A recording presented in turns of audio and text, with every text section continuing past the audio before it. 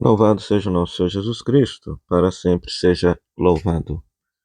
Ao celebrarmos todos os santos e santas de Deus, nós celebramos numa única festa todos aqueles que já estão na glória eterna, todos aqueles que já estão na glória do céu.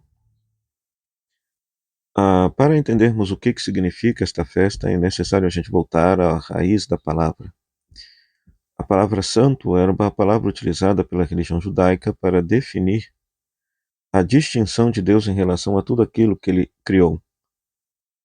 Ou seja, Deus, a palavra santo significa separado. Então, por essa palavra, o povo judeu quer defender a unicidade de Deus e a plena e radical distinção de Deus em relação a tudo aquilo, a toda a criação.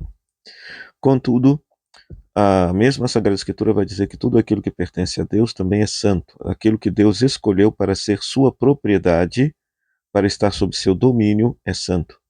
Então, por isso se diz que a terra de Israel é santa, o templo de Jerusalém é santo, os objetos do templo são santos. O Novo Testamento, por exemplo, lá no Evangelho de Marcos, no iniciozinho, no capítulo 2, vai dizer que Jesus é o santo por excelência, quando ele faz um exorcismo.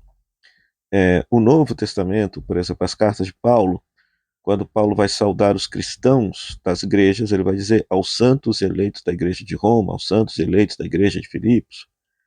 Por quê? Porque pelo batismo a pessoa já se tornou santa, ela se tornou propriedade de Deus, ela não se pertence mais, ela pertence a Cristo por ocasião do seu batismo. Então, celebrar a santidade significa celebrar a nossa pertença a Deus, né? Do ponto de vista de Deus, do ponto de vista do céu, já somos santos porque pertencemos a Ele. Fomos consagrados a Ele no dia do nosso batismo. No dia do nosso batismo, Deus olhou para cada um de nós e disse assim: Tu és meu, tu és minha. Agora cabe a cada um de nós, uma vez que fomos batizados, viver como o santo, o Filho de Deus, que é Jesus. O grande prêmio para aqueles que são santos se encontra na segunda leitura de João, capítulo 3, versículo 3, quando fala que nós somos filhos de Deus, mas nem sequer se manifestou que seremos, a glória de sermos filhos de Deus. Mas quando Jesus se manifestar, seremos semelhantes a Ele e o veremos tal como Ele é. É interessante, porque no Novo Testamento você tem essa ideia de que a glória dos filhos de Deus se manifestará no dia da nossa ressurreição, onde nós passaremos deste mundo para a eternidade, e aí teremos a maior felicidade, que é contemplar a Deus face a face. O texto diz: nós seremos iguais a Jesus e o veremos face a face. A fé da igreja chama isso de visão beatífica. A maior realização do ser humano será ver a Deus tal qual como ele é. E isso será a plena realização do ser humano. O ser humano, no fundo, foi criado para isto, para contemplar a Deus face a face e ter nisso a sua maior realização, a sua maior plenitude de vida. Já a primeira leitura, tirada do livro do Apocalipse, né, vai nos falar se existem poucos santos ou muitos santos, né? Porque eu sei que na cabeça das pessoas, santidade é para poucos, mas não é isso que o livro do Apocalipse ensina. E tampouco é essa a fé da igreja, né? Por exemplo, o Concílio Vaticano II vai afirmar categoricamente que a vocação à santidade é para todos e não para poucos. Todo cristão batizado é chamado a ser santo. Mas veja o que diz a primeira leitura. Na primeira leitura, que é tirada do livro do Apocalipse, um livro escrito sobre o contexto da perseguição romana para com os cristãos no final do século I, depois de Cristo. Veja, no versículo 4 se fala do número dos que tinham sido marcados, 144 mil de todas as tribos dos filhos de Israel. É muito interessante. O autor, seja ele quem for, acredita que todo o povo de Deus, todo o povo israelita, simbolizado por esses 144 mil, um dia entrará na eternidade de Deus. E depois, do versículo 9, se fala de uma multidão de gente de todas as nações, tribos, povos e línguas que ninguém podia contar. Eles trajavam vestes brancas e traziam palmas nas mãos. As vestes brancas simbolizam que são batizados.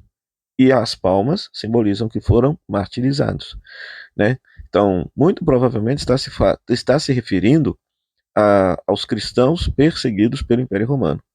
O autor está dizendo que no céu, no fim, contemplando a Deus, para sempre estará todo o povo de Deus e também todos os cristãos. Olha que coisa mais linda. Que coisa fascinante isso daqui, né? E aí, inclusive, lá no versículo 13, né? Quem são esses vestidos de roupas brancas? O que o versículo 14 vai dizer são os que vieram da grande tribulação, lavaram e alvejaram as suas roupas no sangue do Cordeiro. Então seriam os cristãos, os martirizados, que deram sua vida por amor a Jesus. Lembrando que existe um martírio cotidiano, né? Ou seja, quando somos chamados a dar um testemunho coerente da nossa fé, viver coerentemente a nossa fé, mesmo que isso nos custe alguma perseguição da parte de quem não compreende, isso se trata de um martírio cotidiano, que devemos viver e testemunhar com alegria. Eu gosto muito de pensar que existe uma santidade anônima, né? Uma santidade anônima, pois todo aquele que vive e ama como Jesus, mesmo não crendo nele, vive a sua pertença, a sua consagração a Deus, mesmo que não saiba, né? Porque o critério da santidade se tornou uma pessoa, a pessoa de Jesus Cristo. Ele é o santo por excelência. Então, da mesma forma como há pessoas que professam a fé cristã e abertos à graça de Deus, configuram sua vida à vida de Jesus, há pessoas que não são cristãs, há pessoas que sequer acreditam em Deus, mas que vivem de tal maneira um humanismo semelhante ao humanismo apregoado e ensinado por Jesus no Evangelho, que não é difícil reconhecer neles um grau de santidade, um grau de pertença a Deus, mesmo que eles é, oficialmente ou racionalmente não professem religião nenhuma ou professem a fé cristã. Então, por isso que o livro do Apocalipse nos abre a esperança, dizendo que é uma multidão de gente incontável, é uma quantidade de gente que não se pode contar, que vive a sua santidade sem saber que vive, né? Já o, o evangelho dessa solenidade de todos os santos, apresenta as bem-aventuranças, né? Jesus sobe na montanha como novo Moisés e começa a promulgar a nova lei para a vida cristã. E as bem-aventuranças, na primeira parte, nas primeiras 4, vai considerar felizes categorias de pessoas que, humanamente falando, não seriam felizes de forma alguma. Então, por exemplo, os pobres em espírito, os aflitos, os mansos e os que têm fome e sede de justiça. Os pobres em espírito são os pobres em matéria, são os pobres economicamente falando, mas também aqueles que são pobres no sentido de não considerarem terem méritos diante de Deus e que dependem em tudo de Deus para a sua salvação. Os aflitos, a palavra aqui pode ser traduzida por enlutado, é todo aquele que perdeu alguém de uma forma violenta e que chora a dor desta perda. O manso, essa palavra no Antigo Testamento, aparece sempre no contexto de pessoas que sofrem alguma humilhação, uma opressão de alguém mais poderoso e que não revidam e não se vingam, deixam a Deus que faça a justiça, né? E por fim, os que têm fome e sede de justiça são aqueles que passam fome e sede e que esperam que a justiça de Deus seja feita, né? Pois no mundo onde que habita a justiça de Deus, ninguém passa fome, ninguém passa sede. Então são aqueles que se indignam diante da miséria própria e da miséria dos outros.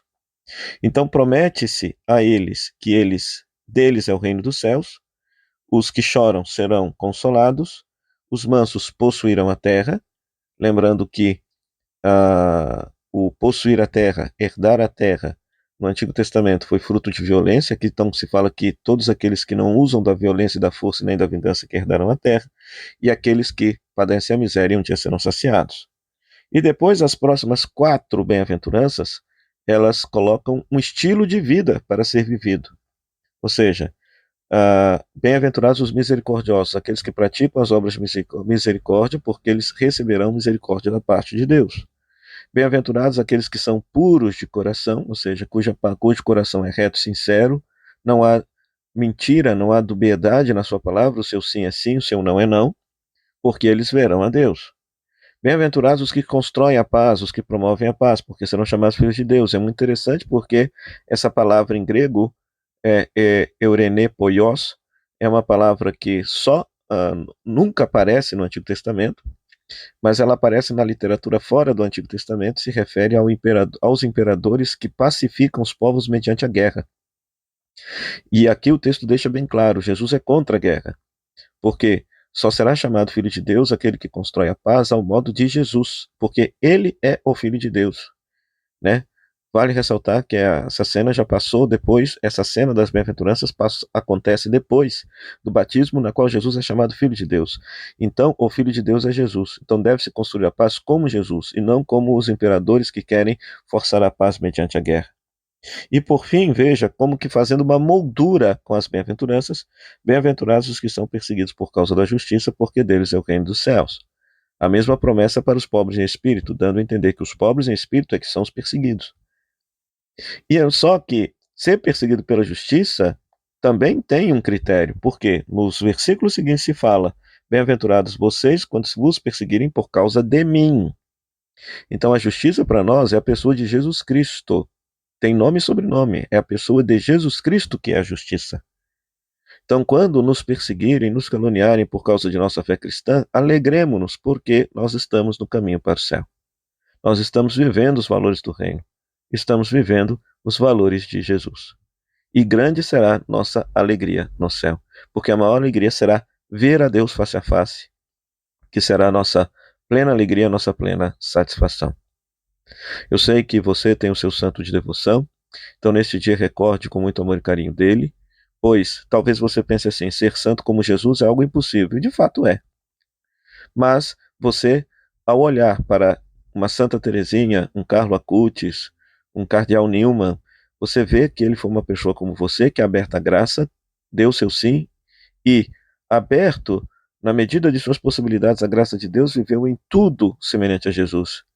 Então, quando você estiver desanimado de seguir a Jesus, olhe para esta figura, olhe para esta pessoa, conte com a intercessão dela, porque ela já está no céu, e se inspire nas suas virtudes, para que você possa seguir a Jesus ao modo deste seu santo e santa de devoção. Que todos os santos e santas de Deus possam interceder por nós a graça de uma maior fidelidade a Jesus. Louvado seja o nosso Senhor Jesus Cristo, para sempre seja louvado.